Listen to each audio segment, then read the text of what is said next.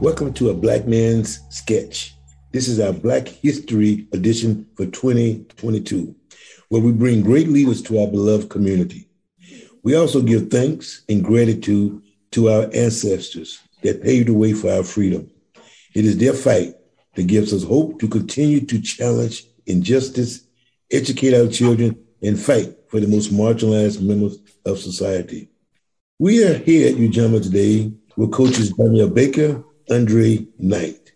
We are also honored to have one of our Ujamaa men with us, Mr. Cedric Smith, on the show today. Mm-hmm.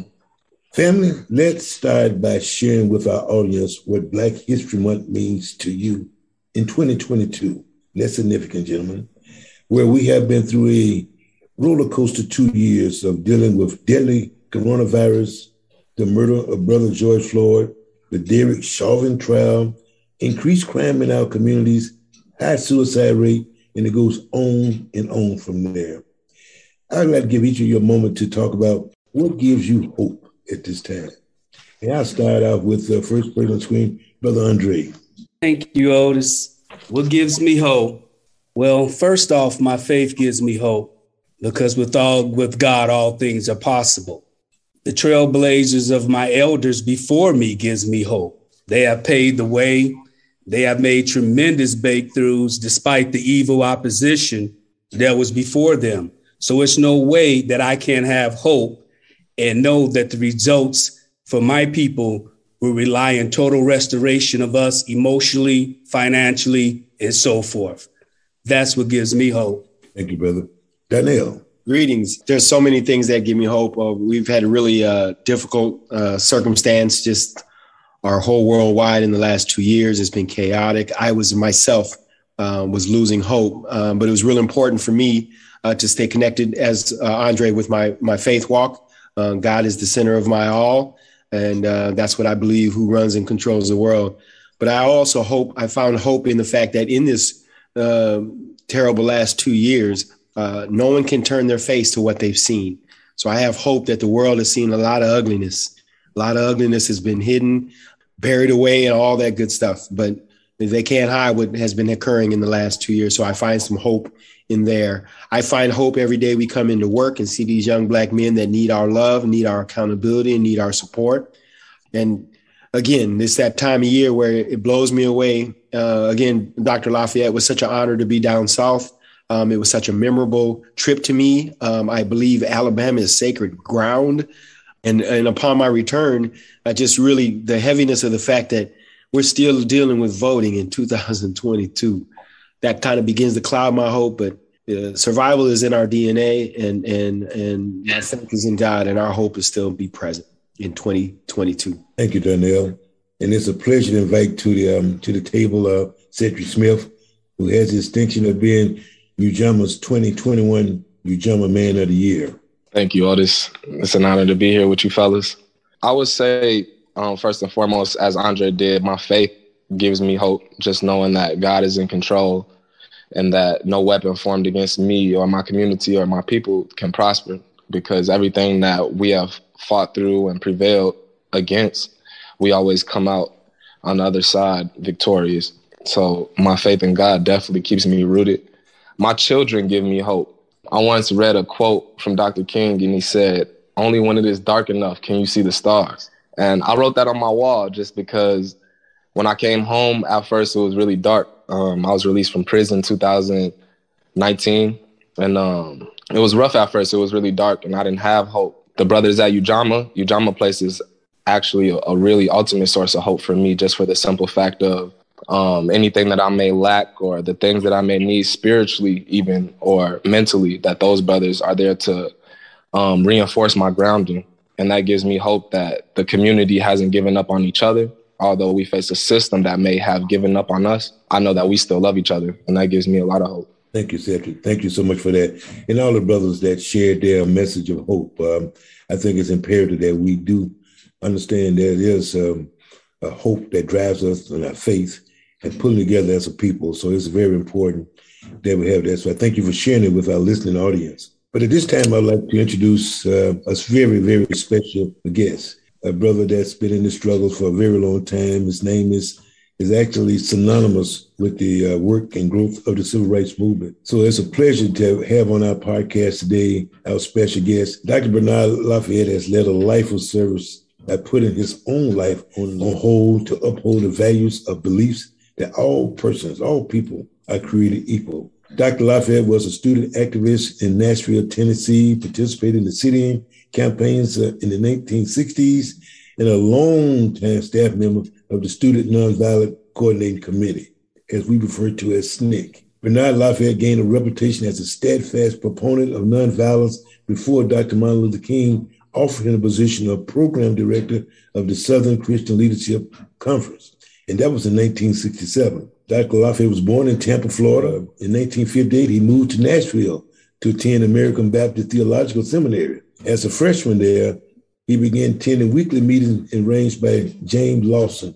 I know that name is very familiar with a lot of you. Dr. Lawson, a representative of the Fellowship of Reconciliation, who had contacted Dr. King during the Montgomery bus boycott. Throughout 1958 and 1959, in partnership with the Nashville SCL affiliate, Mr. Lawson taught nonviolence techniques to Lafayette and his fellow nonviolent students, including John Lewis, James Bevel, and Diane Nash, all names that dot our memory and of our ancestors that paved the way to where we are today. Dr. Lafayette was energized by Lawson classes and a weekend retreat at the Highlander Folk School.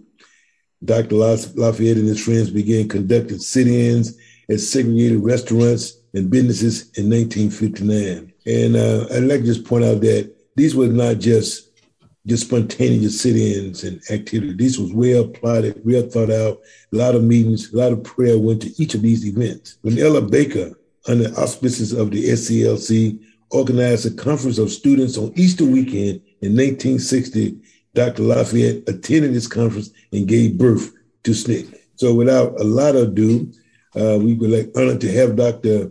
Lafayette with us.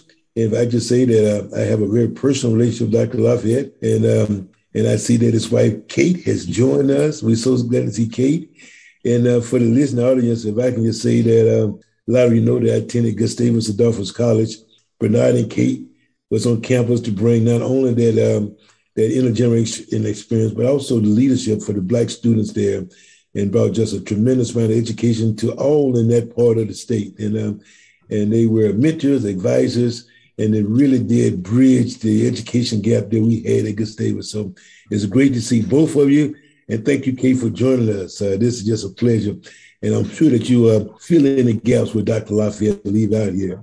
So we're going to take a very quick break and then come back and we'll hear from our famed Dr. Bernard Lafayette. Clap your hands, clap your hands, clap your hands, y'all. You travel mission on the move, we can never fall. Clap your hands, clap your hands, clap your hands, y'all. We on the mission on the move. I'm Otis Zanders, President and CEO of Ujamaa Place. We continue our mission of transforming the lives of the most marginalized population in society, Black men ages 18 to 30. While the ultimate goal is to dismantle all racist systems, the reality is these systems, designed to keep Ujamaa men down, are still in place. We on a mission. Now let that record play. Part of our program model, titled The Theory of Transformation, which all Ujamaa men receive, is education on how to navigate these systems and come out on top. Simultaneously, the Ujamaa men and our entire organization remain steadfast in advocating for the change we want to see. Can we start with your book, the book that you penned called In Peace and Freedom, which tells your story of your journey to Selma. The foreword of this beloved book was written and penned by John Lewis, who referenced your history of the struggle, commitment, and hope. What would you say to our beloved community in Minnesota to understand the times we are living in today? First, I want to thank you for inviting me to be a part of this. It's bring back some very important memories. And what I want to, first of all, say that while I've done a lot of teaching, I never cease to be a student because I continue to learn and I continue to appreciate and discover new things that continue to broaden my understanding of what this is all about. So I would say that the thing that's important to remember is that research and also being able to experiment is a part of the movement. And it certainly made a difference in terms of the change that occurred. And in order to continue to do the work that we're doing, you have to decide what your specific role is. In other words, you can't do everything. So you have to decide what you're going to focus on, and then always include the questions and the experiments that you want to put in place. Like in Nashville, I learned from James Lawson that you constantly in training, and that's what the students were doing in Nashville. We met on a regular basis, but we were actually planning strategy, but we experimenting. Like, for example, the first sit-in we had in Nashville was not a protest. We sat in, but we were not protesting. We were testing. We wanted to see how the others who didn't want us to be there, how they would behave. We wanted to see how the waitress would respond. And we wanted to see how the people, young people who were white, we call them hoodlums, but, you know, that we never labeled them that way, and how they would react. Then the most important thing we wanted to experiment with was how we were going to respond. That's what you need to know. Before you get into a situation, you need to already know how you're going to respond, because that's going to make all the difference. Because sometimes people forget about their goals and they simply react to the present situation. And the question is whether or not your reaction and your behavior is going to move you closer to achieving your goals. That's what you need to know. Because you just can't protest based on your own nerves and think you're going to change anything. No, you're not even helping yourself. Now, that's the thing we did. So what we did was we sat in, and then we returned to the church and analyzed what we did, and we call it social action. And that's it. We also, what we did was what we call role play. We played that role over again, and some of us act like hoodlums, and we did that. We had white students participating with us, and see, the white people were served at the lunch counters. And guess what they did when they got their food? Passed it down to us. Oh my goodness. This was so disturbing to the white people because they were afraid to serve the white students because, so that's my point. All right. That's the first point I want to make, is that you must use your opportunities to train and be trained. So what is your goal? Your goal is to win people over.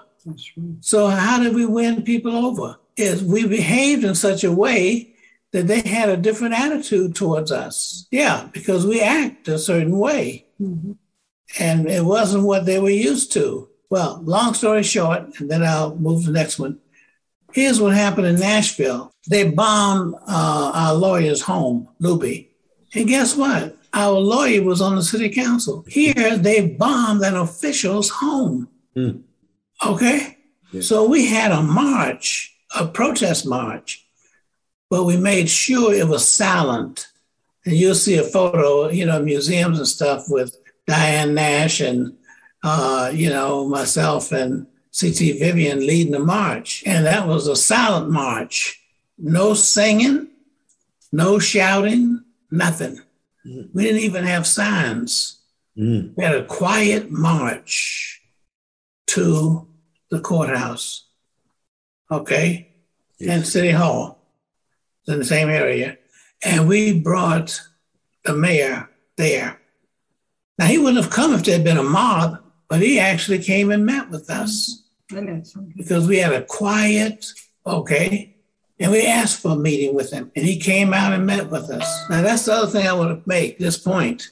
When people take positions, many times they take positions because of their position, okay, for political reasons. Yeah. Diane was good, okay, that's why she was always our spokesperson for the Nashville movement as well as the Freedom Rides and stuff like that.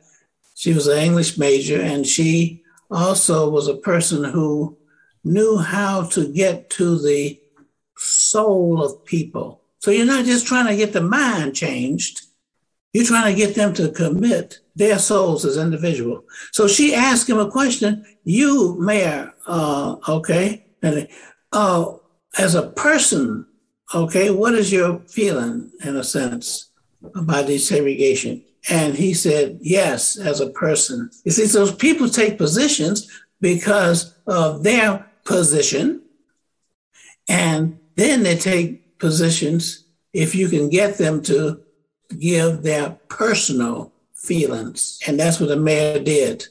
And that was the thing that caused a change to take place in Nashville, because that's what we were going after, folks, personal, okay? Thank you. And you, in the book, you really dive deep into this issue, and that's very great to hear. And which is a good segue to, if you don't mind, just having a comment.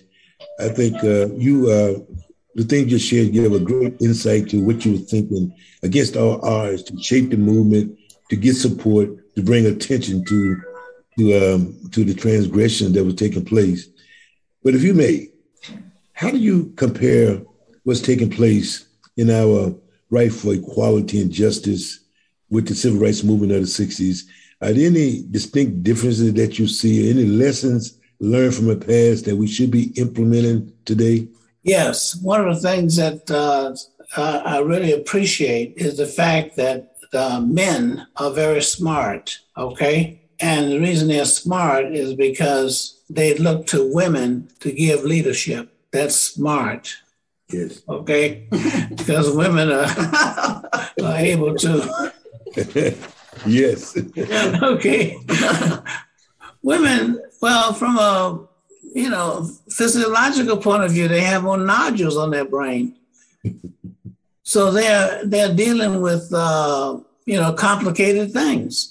Mm-hmm. And they can do more than one thing at a time. Rosa Parks, nothing wouldn't have happened in Montgomery had been for no Rosa Parks and the other women who participated, okay, on the college campus and stuff like that. And then Ella Baker, you talk about SNCC, must never talk about SNCC without mentioning the fact that Ella Baker was the one that organized SNCC in North Carolina, and she had it there at her college. That's where SNCC was formed, okay, because she did that. Now, you had Connie Curry. She was a young white woman who was very close to Ella Baker. Yes. And they're the ones that really were our advisors of SNCC all those years. Those are the advisors, okay? So my point is, we must appreciate the fact that's why women can carry on 3 conversations at the same time. Okay? You're smiling about that. And you find men saying, could you wait just a minute? I'm trying to hear what that person got to say. But no, women can multitask. That's the point. Okay? If you turn them loose on some jazz, okay? Yes. That's what I'm talking about. They can blend things together. And I just discovered this when I was in graduate school, because I know why. I have 5 sisters. Unfortunately, I lost one yesterday, older sister. But my sisters, I listened to them. And you know what? They repeat themselves. That's why women have a great memory of things, because they repeat, okay? Yes. And so therefore, they have a full understanding of things. And that's what we're talking about here. As we go forward with the movement, it just can't be our personal discontent. That's protest, but that might not be social change. It might make you feel good, but that doesn't change anything. Okay, we'll talk more about it later. Thank you for that. You know, your book is, again, an interesting read, but throughout the book, you pay a lot of homage. You give a lot of credit to a lot of people that influenced your life and that made an impact on your journey. And just to name a few, you talked about Dr. King, of course, also John Lewis, as well as Reverend James Lawson. Could you maybe give our listeners a little backdrop of what these people meant to you and how they influenced you as you was growing up, to be able to study with these people, observe them in action, performing God's work? Yes, I'd be happy to. James Lawson Jr. came to Nashville specifically. That was his task. It wasn't coincidental. Now, those of us like you mentioned, Jim Bevel and John Lewis and a lot of others of us who were just there as students. We didn't come to start a movement, but Jim Lawson specifically came to Nashville in order to organize a movement. He was at Vanderbilt University, but he came down south because Martin Luther King asked him to, and he had to decide where he was going to go. And so he was able to go to Vanderbilt Divinity School and as a student himself. And so he started holding these classes to train us in nonviolence. Kelly Miller Smith was my homiletics professor, and C.T. Vivian was his assistant because he was a graduate student there at the seminary. And so we had the best right there as teachers. I'm talking about on the faculty. So they were followers of Martin Luther King. They were the local chapter, you might say, of SCLC. So Kelly Miller Smith was the president. And then Grimmett, another professor, was head of the NAACP state chapter. So here we had, as students, it was no coincidence that we were influenced by social change and the movement and that kind of thing. We decided that, we would follow our professors. And so we took on to learning about this thing. And John Lewis, now I have to, confess that when John Lewis told me about coming to the workshops, I said, no, I'm not interested in that. I got enough work to do. I was the assistant librarian as a student now, assistant librarian, janitor of the second floor, and then I voluntarily washed dishes in the kitchen. Yeah. For jobs, okay. Well, yeah. Busy, yeah. Right. And the reason why is because I wanted to get the pot liquor. Okay, there's always some juice left after the collard greens. I cleaned up. That's right. I enjoy pot liquor right now. I got some in my refrigerator. That was pot liquor, and cornbread was before they had Gerber baby food. Yes. Yeah, that's right. You dipped the cornbread in the pot liquor. Anyway. So I told John Lewis I didn't have time for any workshops. I'm talking about I was already working. So but as you figured out, John Lewis is very persuasive. Yes. And he said, this is what we talk about all the time at night, the integration and all that discrimination that goes on and with people and stuff like that, et cetera. So you always relate something to what people already are doing. And that's how you get them to expand their participation. So that's the one thing you want to look at. What are they looking at? Okay. Yes. Selma, Alabama. When I went to Selma, Alabama, 3 groups of SNCC workers had already gone and returned to Atlanta and told James Foreman, who was the executive secretary, nothing could be done in Selma. You're wasting your time. Okay. And they all gave the same reason. You know what the reason was?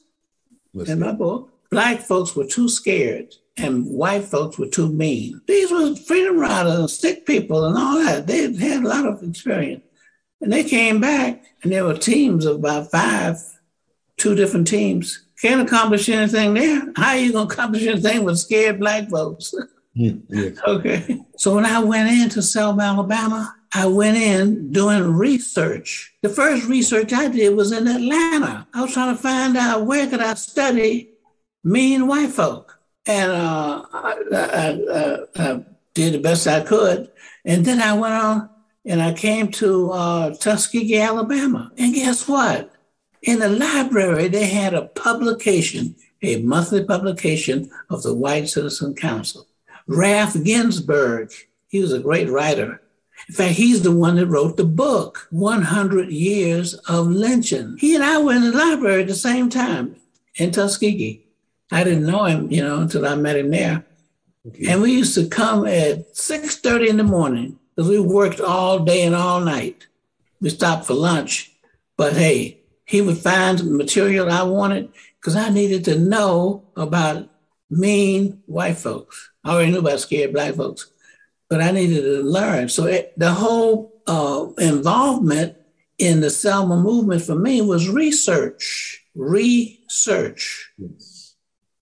And that's the key to change. Yes. Like, for example, and I'll stop. When I talk to black folks about voter registration in Selma, Alabama, yes, I ain't gonna say y'all need to go register to vote and y'all need to do that and all that.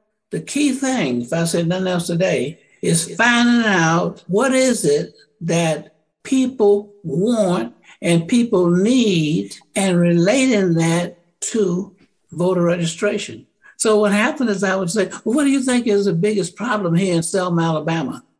I talked to individuals, and one man said, well, the problem is that, we don't have any electricity in the black neighborhood. You can tell where the black neighborhood starts and the white neighborhood starts because black folks don't have electricity. We have to iron our clothes in coal pots. Coal pot is where you put coal in a pot and then you put your iron on there. They didn't have TV. They had radio because they had batteries, okay? But no electricity. Oh, okay. I'm gathering information. I go to another person. They say, well, the biggest problem here in Selma are the roads. They're not paved. They're nothing but mud and everything. And on Sundays, you get your shoes, your white shoes all messed up and everything, especially if it rains. Okay, that's the biggest problem. What do you think is the biggest problem? Education, black schools, they get $1 and the white folks get $11. Oh, okay. That's a problem for them. I went back to the same people and said, well, who is responsible for this problem, not getting the roads paved? The folks downtown. Oh, I see. Okay. What people downtown? Those white folks downtown? How did they get in position? Oh. So if you want your roads paved, then you got to deal with the folks. How did they get in those positions? Oh, you see my point? Let people come to their own conclusions. You don't have to tell them. What you have to do is ask them. So what we got to do is continue to ask people questions. Time is running out, but look, every problem that we've been talking about has to do with geography, drawing lines. Yes. Redistricting. Yeah. It ain't about people. It's about drawing lines. The people are in lines. That's what they are. So therefore, the lines that are drawn around where you live or where you work or where you go to school, that's what we're talking about. On a geographical level around the world, we're talking about lines, okay? And where you live across the line. So that's what we got to focus on. Why is the decisions are made in terms of your graveyard? You're talking about a line. That's right. Well, I'll stop there. Thank you. Thank you, Dr. Lafayette. As I think of you was talking about your teaching and your goals, what have you, it reminds me so much that before Dr. King led the successful march across the Pettus Bridge from Selma to Montgomery, before John Lewis aborted an attempt to cross that bridge a week prior, there was Dr. Bernard Lafayette in Selma. He was doing the background, the groundwork, the mobilization. And I think anyone that's that's familiar with what took place there, they will acknowledge the work that you've done just to prepare us for that march, what have you. But you also talked a little bit about the lines, what have you, which leads a great segue that we can just talk about voting a little bit. And I want you to stick around, because I would like for you to talk a little bit about that infamous case that was in the district court in Alabama back in 1960, Gomillion versus Lightfoot. But before we get into that, I would like to speak from another good friend of ours, Brother Kevin Lindsey, who's currently is the CEO of Minnesota Humanities Center, and bring him into the conversation and talk about voting's right. So stick with us. After a brief pause, we're going to introduce Brother Kevin Lindsey. Greetings. Welcome back. Welcome back, audience.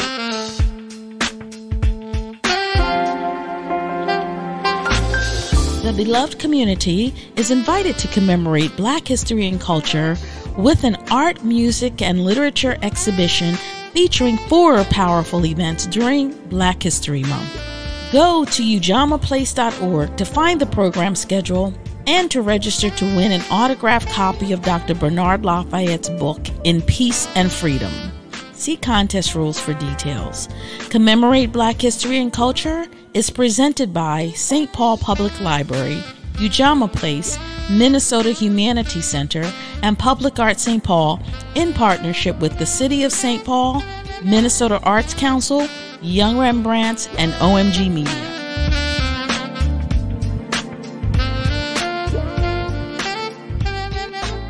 Again, it's an honor and a pleasure to introduce to you a good friend of mine. Been knowing him for years. All of the good work that he's doing. Brother Kevin Lindsey.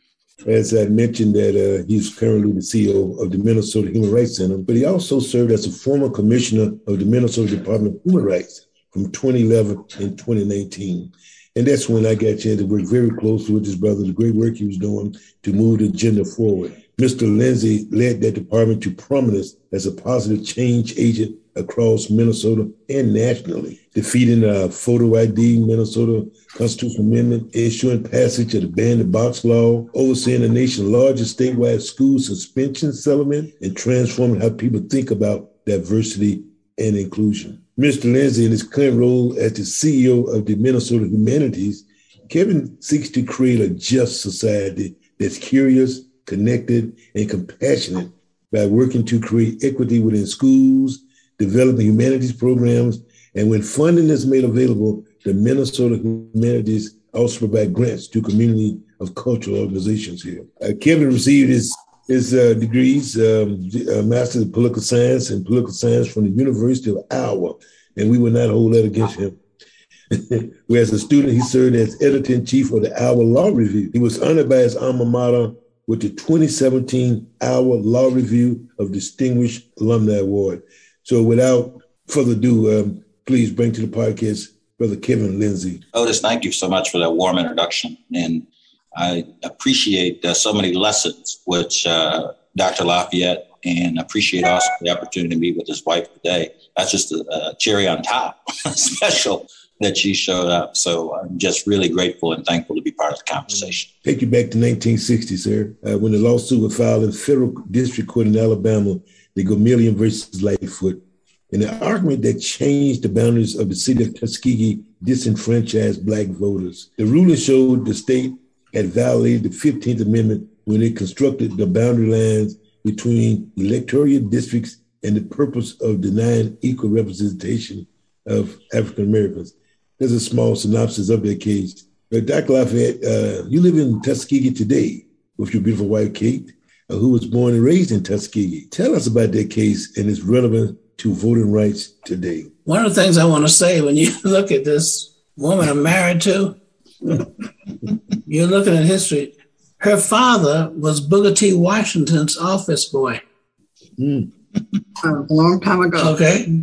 She knew Booker T. Washington. Her parents married in Booker T. Washington's house. Okay. George Washington Carver helped to plant, our shrubbery around the house we live in now. Very helpful. Wow. Okay. Visit with my mother. So that's history, okay? But the whole idea is, by the way, I should tell you this. About 25 Black PhDs lived in Tuskegee because of the university, Okay, Tuskegee. It used to be Tuskegee Institute. Yeah. Well, when all these black folks got registered to vote, the present city council, before these black folks could actually participate in voting, there's the White Citizen Council. Well, it was the Citizens Council. They redrew the lines and put all the black folks, most of them out of the city limits, and created another city called Tuskegee Institute. That's where I live, Tuskegee Institute. 2 zip codes. So the black folks started boycotting, because of these people that come and read and put them out of the city. And guess what? They still had to pay taxes. Where you think the taxes went to? That's what I'm talking about. So you had this situation where the people started boycotting black folks. They said, if they don't want us in the city, then we won't go to the city. That's right. Her father built a supermarket. Yes, big supermarket, the first black supermarket in the whole area, And he owned it. I mean, he didn't just build it. It wasn't built. He owned the supermarket. When the church was bombed in Birmingham, they also bombed his supermarket, But he wasn't killed. He wasn't killed. They bombed it. The bread man brought it. Instead of bringing bread, he brought bomb in the morning. Burned for 2 weeks. Burned for 2 weeks. Wow. So the point is, we've had to suffer in order to achieve what we wanted to achieve. But you know what his father did? And this is the message for today. When the place was bombed, it burned for 2 weeks. They wouldn't put it out. He stood there in the ashes and he said, we will build again. That's the message, Terry. We're going through these things now, and the suffering we're going through, and people trying to take away our rights by redrawing lines. They've been lining all the time, all right? And that's how they keep you separated. Now, the history of Tuskegee goes back even further, because the name is not Tuskegee, it's Tuskegee, Native American, Tuskegee. That was the name of the chief for this area. That's right, Tuskegee. Tuskegee. And you know what Tuskegee means? It represents the chief, because when he got into a battle with other native tribes, he always won. But guess how he really won them over? That's how you win a fight. You win your opponents over, not win over your opponents. He used to carry medicine, food, and clothes to the ones he had defeated. Wow. And that's what Tuskegee means. Yeah. Good person. Yeah. So it's a difference between defeat and the head. Yeah, I love it. Yeah. Kevin, Mr. Lindsey, if I may ask, in Dr. Book, he talked in depth about that historic decision of Gomelia versus Lightfoot. But, here we go 60 years later, so we back at the same issue. Please bring your legal perspective on the work that you're currently advocating for voting rights and criminal justice reform. I think it's important segue from what Dr. Lafayette and this group initiated back then and what we had to deal with today. Yeah, again, Dr. Lafayette, just really appreciate being here today. It's sort of a master class. I really appreciate it. Yes. The work in the case that you mentioned earlier, it's about line drawing and redistricting. And I think in order to understand sort of the full out assault that we have been under, it is important to sort of break down into various components when we think of voting and being able to exercise our rights. And it does begin with just a line drawing, right? So are you defined within a district that you can actually galvanize support and actually win that respective district? Or are the lines drawn in a way that your power to partner with like-minded folks is so diluted that you can't win? And this has been going on since the very beginning of the formation, I would suggest, of the entire country. We tend to think of a real classic example of that right now for most people is the lines that are drawn for states. So when we think of the lines drawn for states, and we think that each state has 2 senators, so we have this deliberative body, the United States Senate, where the majority of votes are being cast by folks that don't comprise, states that don't comprise a majority of people. So again, no offense to our friends from Wyoming or New Mexico, but we have a situation, right, where the majority of people of color are concentrated, lines drawn in states, and they represent a majority of folks quantitatively in the entire, but they don't because of the lines drawn, being able to exercise power in the Senate. And what does that then mean? Is that, leading Senator Mitch McConnell can determine which judges get actually heard and confirmed in the Senate. That impacts our ability to really facilitate justice in the federal court systems. At the state level, a majority of states are controlled by one party that has sought to dilute the ability of folks getting to the poll and voting. And typically they use it through means of photo identification. So again, in a situation in which you would think within a democracy, increasing the ability of people to vote would be a value, something that we would want for everyone to be encouraged. And just in Tuskegee, winning people over doesn't appear to be the strategy, but rather to defeat those folks from having their voices elevated is the strategy. Yes. So in variety of states all across this country, you have lines being drawn to oversaturate the concentration of people of color in one or two small districts, or disperse them in a way in which they can't win in those districts. And therefore, they never acquire the capacity to influence decisions at state legislatures. Yes. So that has been going on.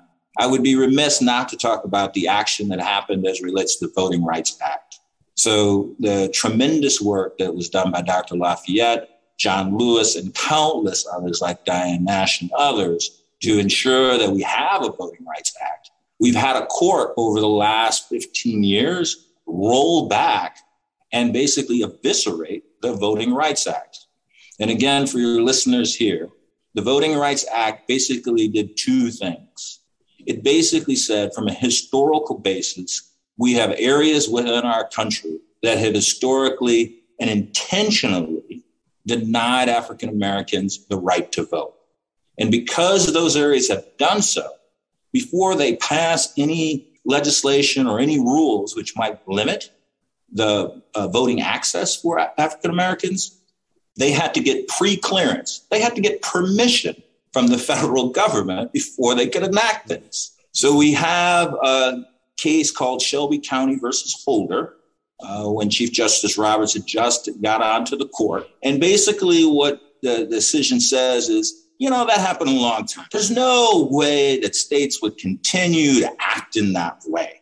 And they shouldn't have this sword hanging over their head by the federal government to kind of chop them down if they pass any legislation. None of them would do that. So in Shelby County versus Holder, we have the Supreme Court eliminating Section 5. Now, that didn't mean in that case that you couldn't bring a case of intentional discrimination, but none of these states have to do any pre-clearance.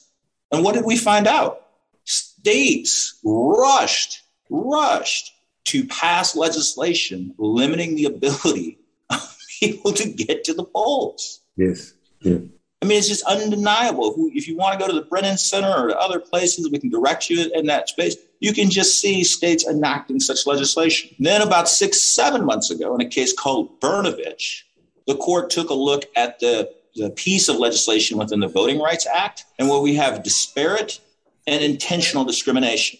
Okay. And in the Brnovich case, basically what the court said is that even if you can show a disparate outcome, dramatic impact on Blacks or Indigenous or Latino voters, unless you can show intent, unless you can show specific intent by the legislators, that's not going to be enough to bring forward a case. And the court sets forth additional factors beyond the voting rights legislation that you have to prove. Let me stop there just for a second. It's really hard to sue a state. You need a lot of money in which to do it. And then you're going to have to throw in that you're going to have to show intentionality. So unless you have a memo or you have almost a direct statement that the intent in passing the legislation was deny people a right to vote, you're not likely to win these types of cases going forward with the current composition of the court. And in the Brnovich case, to make the hill a little bit more difficult to climb, you have Justice Alito in his portion of the opinion saying that he's offended by the notion that an assumption could be made that a legislature might pass legislation that might have a negative impact on historically disenfranchised voters. So he was offended by the arguments being made in that case in Brnovich that the rules of third-party ballot drop-off or facilitating people to get to the polls could have a negative impact by Native Americans.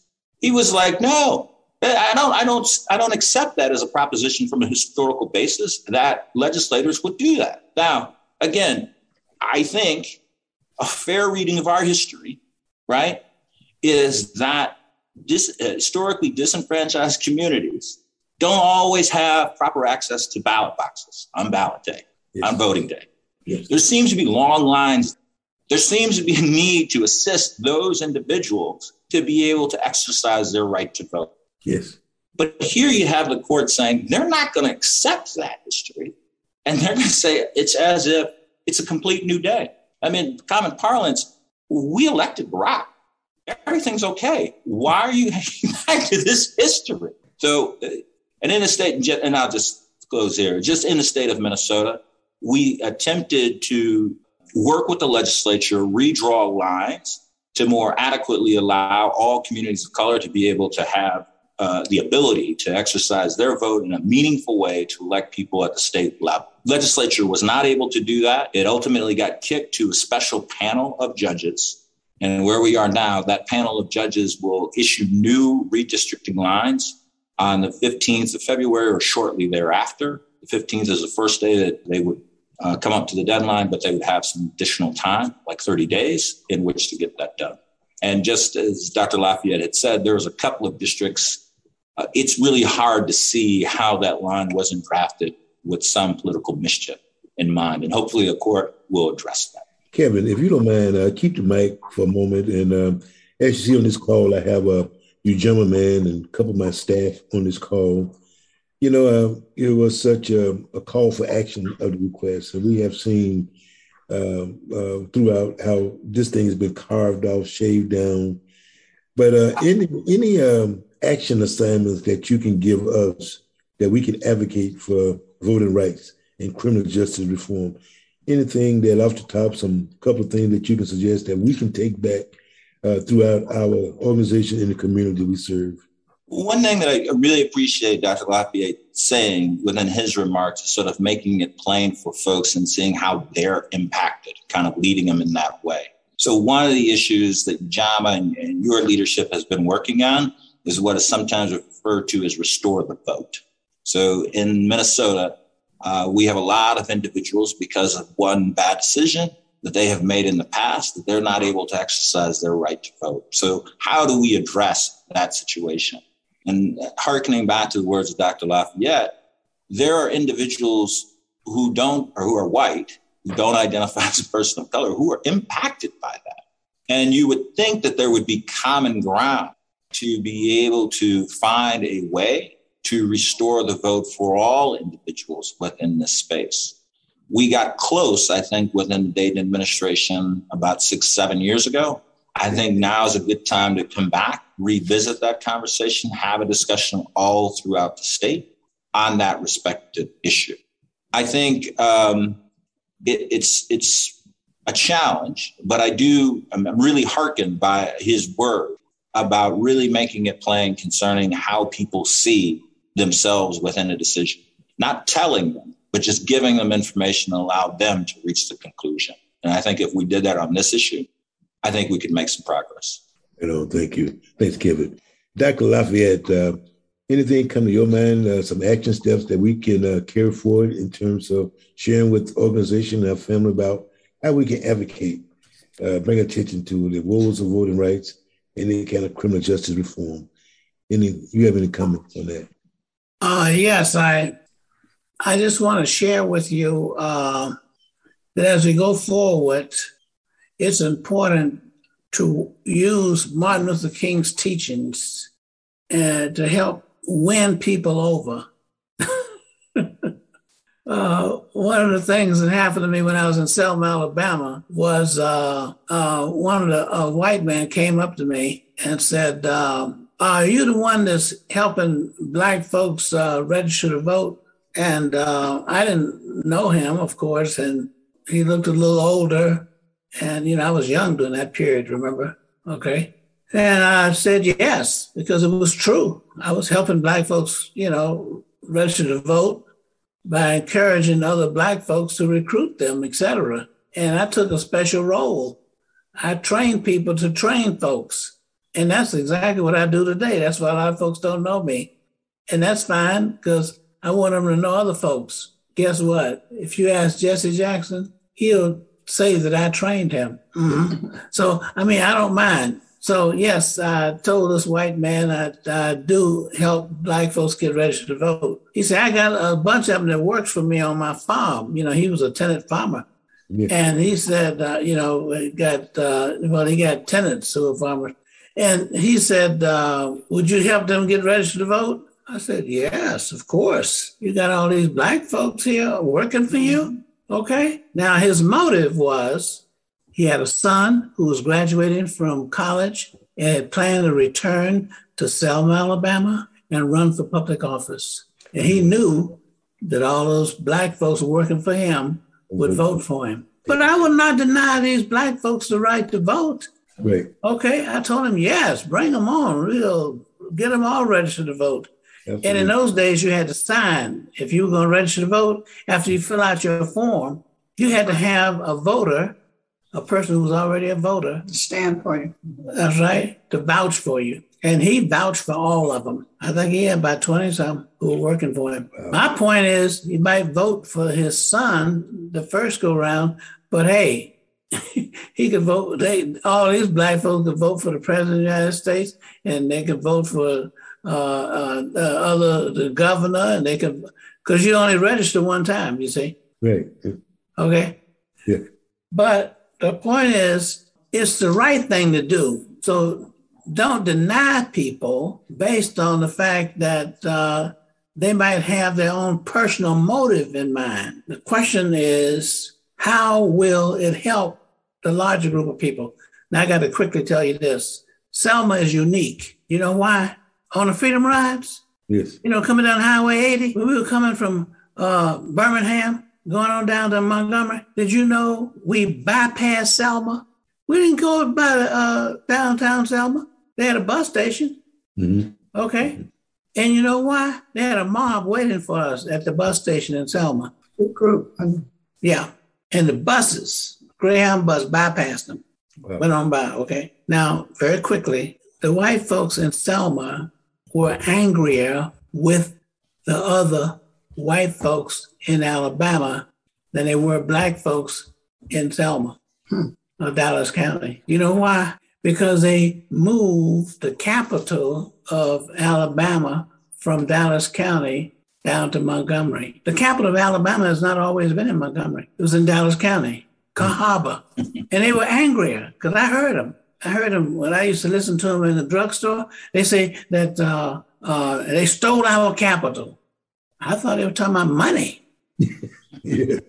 No, they were talking about capital. The capital of Alabama used to be there in Dallas County.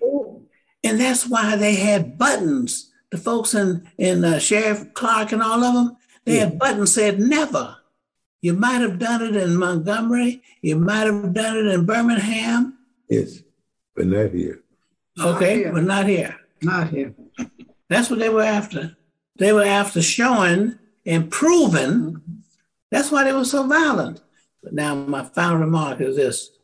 There was not one Black person from Selma, Alabama, who was shot and killed. Okay? Mm-hmm. No, not one house was bombed in Selma. Not one church was bombed in Selma. I know why. I'm listening. Because the banks in Selma had mortgages on it. Control. Huh? Which meant that you would have bombed your own church.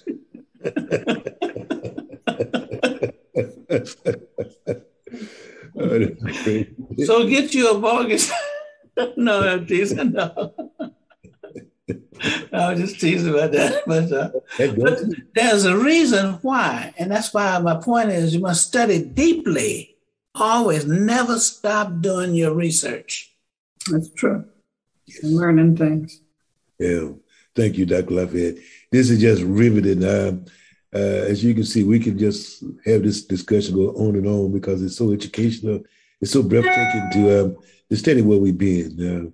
The names that you talked about that you studied with and that you learned from are just names that jumps out the history pages for us, and to have you here to quote and be there for us, we just love it. And I want you to know that we are very much aware of your stake in this history as well.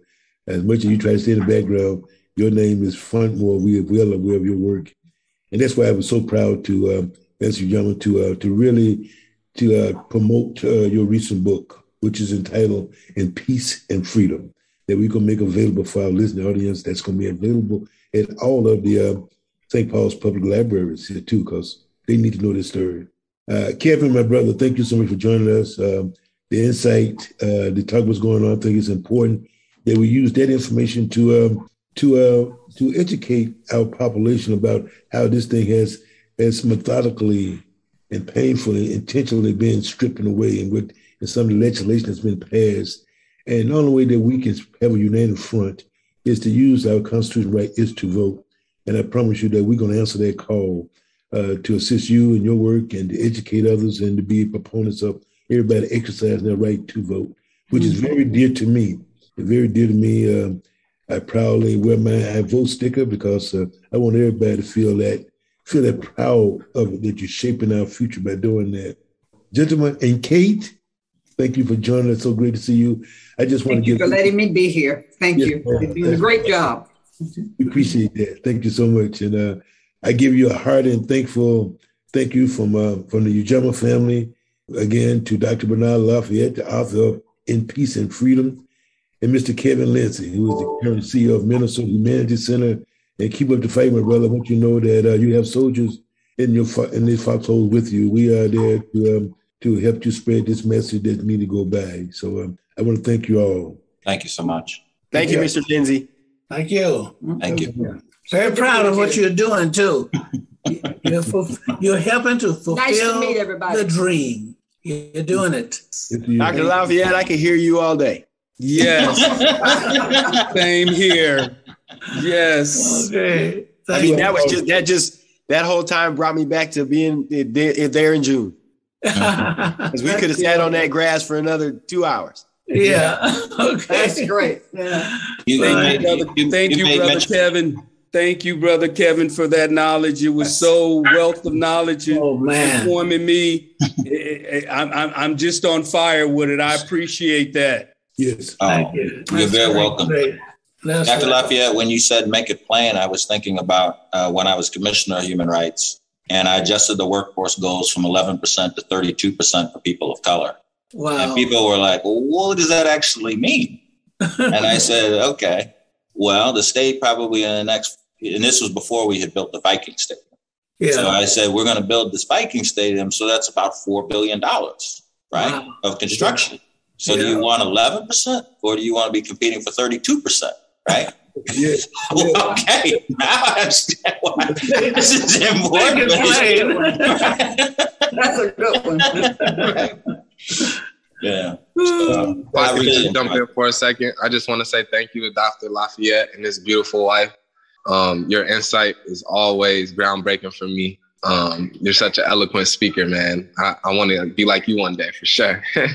And Mr. Kevin Lindsey, I'm definitely grateful for all the work you're doing in the state as far as voting. I think it's really essential for the youth to understand how important it is our votes are. With me being 25, a lot of young people don't really care to vote.